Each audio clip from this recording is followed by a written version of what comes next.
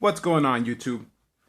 So, over the summer, I decided to go back and start digitizing some of my old cassette tapes. You remember old analog cassette tapes. It was a long process, and I'm actually kind of still in the middle of it. But I have a lot of tapes from my youth, and a lot of them I have picked up in CDs, so commercially available albums, like this classic from Cypress Hill. Stuff like this I have the CD of that I've since ripped and put on my server, my home server. So I didn't really need to digitize these type of tapes. But, stuff that I've recorded off the radio or personal mixtapes that I've put together myself, it's kind of nice to digitize that for posterity's sake. I used to record stuff off of the radio, and I would just let the tape go, and it would capture the commercials. So, and it was a pain in the butt back in the day. You would fast forward through that once you recorded. But now it's actually kind of nice to go back and listen to some of the commercials from my youth. So I'm actually glad that I have this. So when I digitize it, I just go ahead and let it play and use Audacity and a USB. Actually, technically, it's FireWire. FireWire audio interface to capture this. And it's nice to have it. So, stuff like this I don't really need to digitize, but personal mixtapes, also local mixtapes from local artists, from my hometown, stuff like that. Stuff that was released from local, this is a B96 Chicago radio station that's still around, but their format, it's changed a little bit. But stuff like this, it's hard to track down now. I'm glad that I have. And tracking down the CD, they're out of print, so either they're unavailable or they're just flat out expensive or something like that. And then just weird stuff like Muzak, elevator music, just weird no-named artist tapes that were released. Stuff like this is also not very common. So these type of things, I'd like to preserve them and digitize them. Also, I have a few of these sort of comic book on tapes, which are really nice, really well done. That again haven't really been released on CD, so it's nice again to digitize this stuff like that from my youth. There's audio books, obviously, and again just another tape here from the early '90s. So I've been dropped one. I've been going back and digitizing some of that stuff. So that kind of got me back into tapes a little bit, just because the process of grabbing a cassette tape and putting it on the deck and hitting play and just sitting through and listening to the whole thing is kind of a nice process. We nowadays with everything on your phone, it's real easy to just skip through songs that are not what's hot, and so a lot of the the buried goodness gets lost. You don't discover new music just because you tend to skip over stuff that you don't like, or that you might not find out that you'll grow to like, just because it's so easy to skip. So with vinyl records and cassette tapes, it's a little bit more involved process to skip through songs. So you tend to just kind of sit there and listen and take it.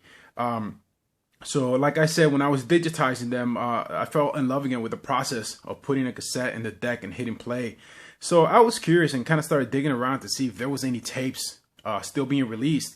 And I just went on Amazon and I found the soundtrack for Guardians of the Galaxy, for the animated series on TV. And it's got a great track list, actually. And it's available on CD, and obviously it's available, on digital MP3. AAC files from iTunes, so you can get it that way also. But the nice thing is that when you buy the cassette, the digital soundtrack is included, so you could download that. And I'm still I'm old school in that I still like physical media. I will buy digital music, but typically not from iTunes or Amazon MP3 or Google Play. Usually I'll check out music from either Bandcamp for a new artist. Because when you buy music from Bandcamp, you have the option to download the FLAC file. So, you could have uncompressed music, or at least losslessly uncompressed. And so that's nice. And so I also check out a site like HD Tracks for tracking down high-res audio, but usually that's only for jazz stuff, live instrumentation music. So I do tend to still like, pick up physical media, still buy CDs. And I saw this, and it's, like I said, the soundtrack for the animated series of Guardians for the Galaxy on cassette. It was released on cassette, and the track list is actually pretty good. I mean, it's got some good songs there, Hooked on a Feeling and Drift Away, so some great music. So I picked this up. It was $9, I want to say, from Amazon. And it's it's cassette. It's right here. Let me go ahead and flip out the insert, because I think that the code, I haven't really redeemed it yet, so I don't want to lose that. I know that somebody will take it if I go ahead and show it to you. So let's go ahead and maneuver around the code that's printed on the back of this flap. So here is the track listing, and it's a good looking tape. I mean, check it out. They made it look like a mixtape, which of course is the mixtape is an intricate part to the film, and presumably also the play a part in the animated series. But it's a good looking tape, So there's still 2015, and there's still tapes out there, so they're still putting out tapes. So that was kind of a surprise to me that here we are. I think that before this, the last new tape that I bought, God, it must have been in like 94, 95. So it's 20 years ago. So this was the first new cassette tape that I purchased since I was a teenager. So, and it was nice. It was nice to open it up, and I picked up a recent tape deck, and cassette tapes sound great. They still do. If you have a decent tape deck and you take care of the heads, make sure that they're clean, it actually still sounds fantastic. I was actually surprised, because I remember tapes not sounding great when I made the jump from cassette tapes to CDs back in my youth. CD was just so much better than cassette tapes. But I think at the time I was listening to either on a Walkman, which are not great, or just a cheap like Iowa all-in-one, that had a cassette and a tuner and one of those sort of cheap stereos. So now that I have a decent tape deck and I put it in there, I was actually blown away by how great the audio of cassette actually still is. And there is a slight hiss, and I actually like the hiss. I don't do any, when I play it back, I don't do any noise reduction. It just cuts out too much of the highs.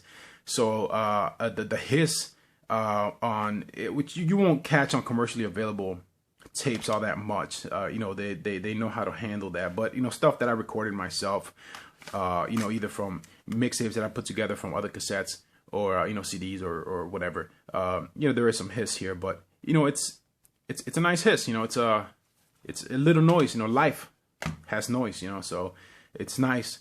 Throwback to my youth.